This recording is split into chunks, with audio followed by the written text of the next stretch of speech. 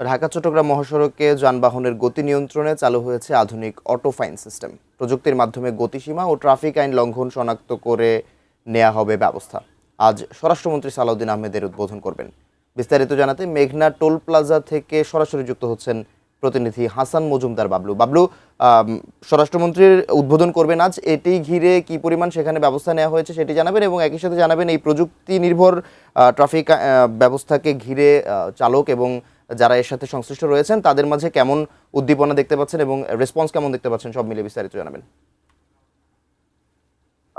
মাহফিল, আপনি জানেন যে ঢাকা চট্টগ্রাম মহাসড়কে কিন্তু প্রতিদিনই কয়েক লক্ষ গাড়ি চলাচল করে। এই সমস্ত গাড়িগুলোকে নিয়ন্ত্রণে নিয়ে আসার জন্য এআই কৃত্রিম বুদ্ধিমত্তার এই যে অটোফাইন সিস্টেম, এটি কিন্তু আজই করছে ট্রাফিক বিভাগ। এবং এই পুরো অনুষ্ঠানটি আনুষ্ঠানিকভাবে উদ্বোধন ঘোষণা করবেন স্বরাষ্ট্রমন্ত্রী সালাউদ্দিন আহমেদ। তিনি ঠিক 11টায় এই মেঘনা টুল প্লাজা, আমি যে জায়গাটিতে এখন রয়েছি সেখানে কিন্তু আমার পিছিয়ে আপনি দেখতে পাচ্ছেন যে এই জায়গাটিতে কিন্তু ঢাকা চট্টগ্রাম মহাসড়কের ঢাকা থেকে চট্টগ্রাম এবং চট্টগ্রাম থেকে ঢাকা মোট 500 কিলোমিটার সড়ক রয়েছে। এই 500 কিলোমিটার সড়কেই প্রায় 1427টি এআই ক্যামেরা বসিয়ে গাড়ির যে গতি এবং সড়কের যে বিশৃঙ্খলা, অর্থাৎ যারা এই ট্রাফিক আইন মানবে না, বেপরোয়াভাবে গাড়ি চালাবে এবং চুরি ডাকাতি ছিনতাই থেকে শুরু করে সড়কের যে ঘটনাগুলো প্রতিনিয়তই ঘটছে, যেগুলোর কারণে সাধারণ মানুষের মধ্যে উদ্বিগ্ন থাকে সাধারণ মানুষ, সেই কাজগুলো কিন্তু নিয়ন্ত্রণ করার জন্যই কিন্তু এই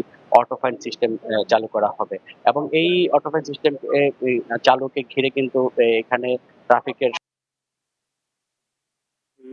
সমাবেশস্থলে উপস্থিত হবেন, আমরা যেমনটি জেনেছি। পাশাপাশি আমরা এই বিষয়ে যারা চালক এবং যারা চালক এবং যাত্রীরা রয়েছে তাদের সাথেও কথা বলেছিলাম। তারা যেমনটি বলছেন যে এই সিস্টেমটি যদি চালু হয় এবং এগুলোকে এই জায়গাটিতে যদি সঠিকভাবে মনিটরিং করা হয়, তাহলে হয়তো